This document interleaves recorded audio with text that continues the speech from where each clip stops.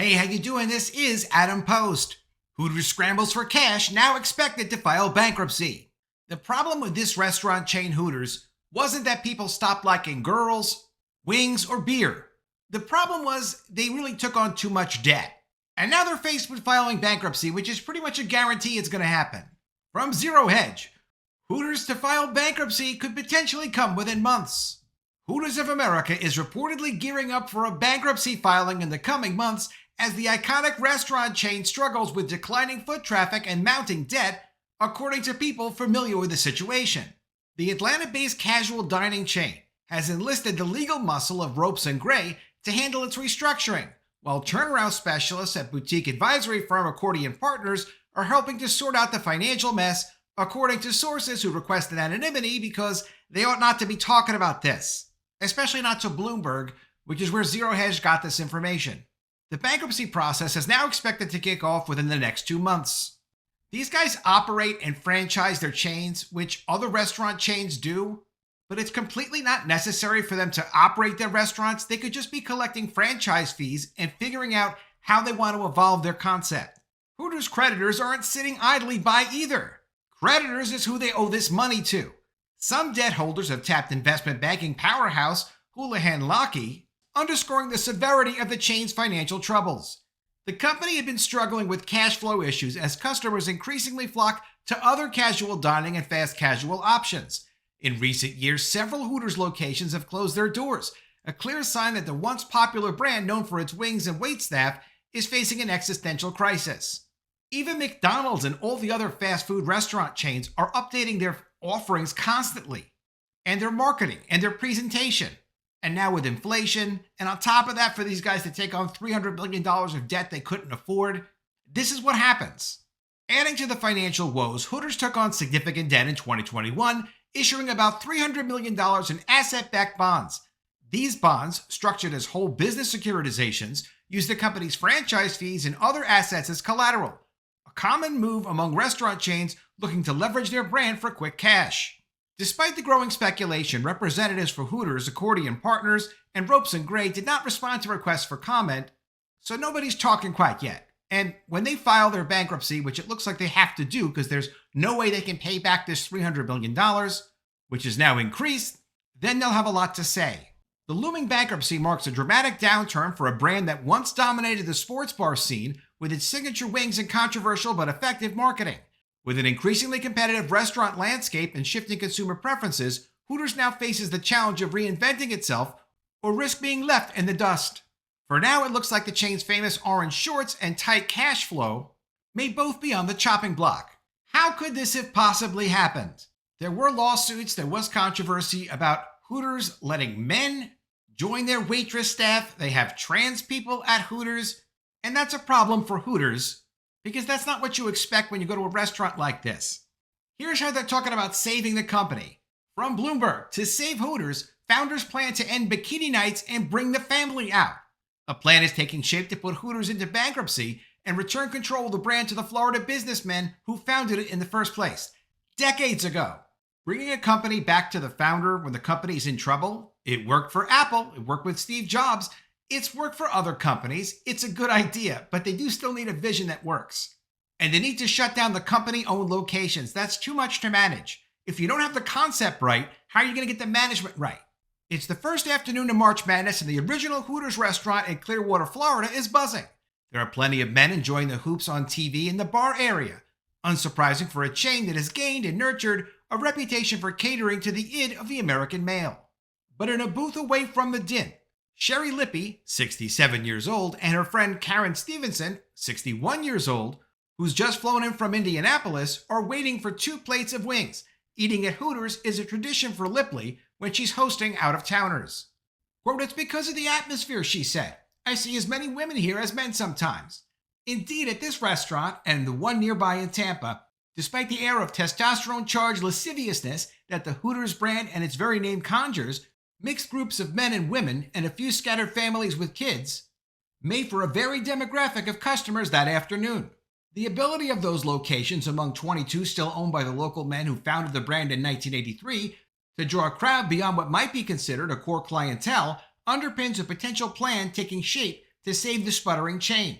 If successful, the same Florida founders who sold off the Hooters brand over 2 decades ago will retake control after the company undergoes a spin through bankruptcy. And corporate bankruptcy is not a great thing, but sometimes it does put a company into a situation where they can change management, they're changing ownership, and they get a new chance to restart the company. Their pitch began last year as the latest private equity owners of Hooters of America, the corporate entity that now owns the brand, closed locations and struggled to manage a roughly $350 million debt load. Neil Kiefer, chief executive officer of the founder-owned unit, HMC Hospitality Group, saw a way to turn things around, take charge, and apply what's worked for them in their restaurants in Florida and Illinois to the brand nationwide. Absolutely fine if they've got something that works and they can prove that it works. Why not use that and spread it throughout the rest of the company? That's the whole idea of franchising in the first place. You have a working concept and you expand it out to other people. With a franchise, you get to have other people come in as managers and own what they're doing and then pay you for the right to use your system and to use your brand. Quote, I'm calling it re-Hooterization, Kiefer said, sitting at a table at the Clearwater location. What hurt the brand as the founders see it were decisions by its private equity overlords that took it away from its roots as a beachy destination offering good food and good service that was also family friendly. Yeah, there's nothing wrong with that. The private equity people are people who buy companies for an investment. Usually they make some changes to the company to try to maximize the investment. But debt is also usually a big part of private equity, which is to say they mortgage the company like when you buy a house. They put some money down and they try to get the company to pay off the debt. Sometimes it works and they do really well. Sometimes it doesn't and it results in a bankruptcy. Helping to crystallize his view, a 2021 decision by Hooters of America to introduce new waitress uniforms that look more like underwear than the retro jogging shorts the original Hooters referenced, along with theme nights where servers wore only bikinis. Quote, you go to some parts of the country and people say, oh, I could never go to Hooters. My wife would kill me, Kiefer said. That's depressing to us. We want to change that. That's why sort out the concept. So keep it sexy, but make it fun for families. However you do that. That's what they needed to figure out in the first place, is get the sexy concept part of it that people like to go see. Make sure you only hire pretty girls. And if you can make it family friendly too, then great. There's no reason not to do that. Managing the fine line between edgy and family friendly is part of their secret sauce. And the current era may work in the company's favor as it seeks to stabilize its business nationwide. With the playbook for mainstream American culture undergoing a broad rewrite, more customers may be willing to overlook the risque association Hooters carries with it in some regions of the country, especially if it delivers on the experience. Quote, there are so many opportunities now for entertainment, said Aaron Allen, a restaurant industry analyst with his own consulting firm and over 30 years of advisory experience. Speaking broadly, no pun intended, about the sector, Allen cited new dining chains with features like pickleball and golf among attention rivals for themed restaurants like Hooters. Quote, for a business to be successful and sustainable, it helps to appeal to more than just men. Hooters, of course, was battered by the pandemic like the rest of the industry, and is contending with the same pressures that pushed casual dining chains like Red Lobster and TGI Fridays into bankruptcy in 2024. Elevated inflation eroded Americans' willingness to dine out, and for years now, people have been shifting towards speedier and cheaper options.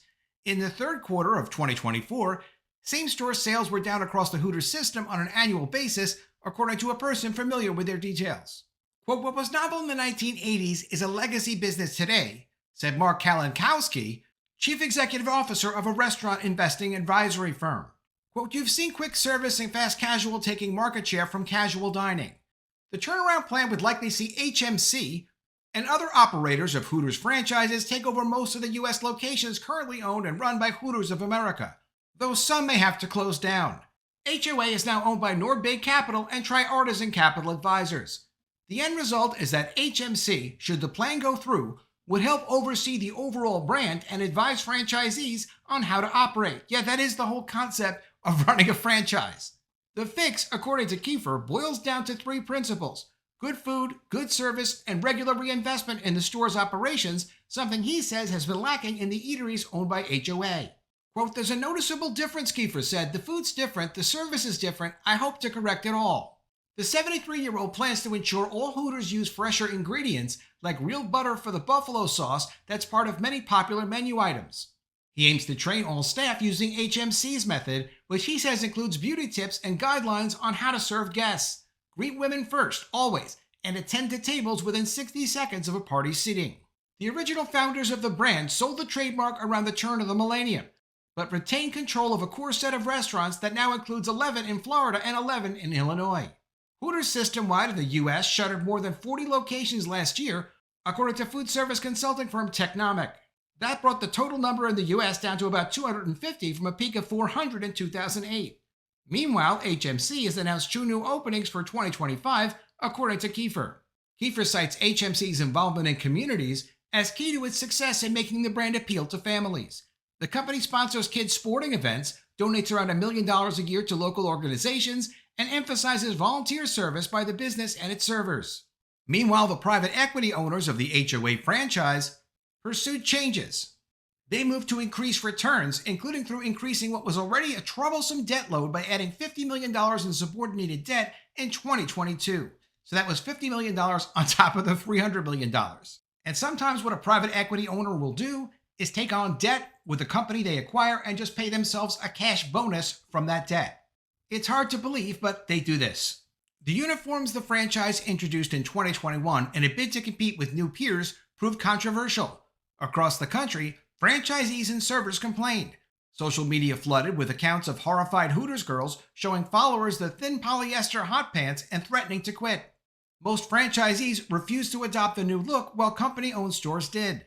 One thing that founders never had to worry about, the kind of complex debt financing that's come to accompany private equity firms' involvement in such franchise deals.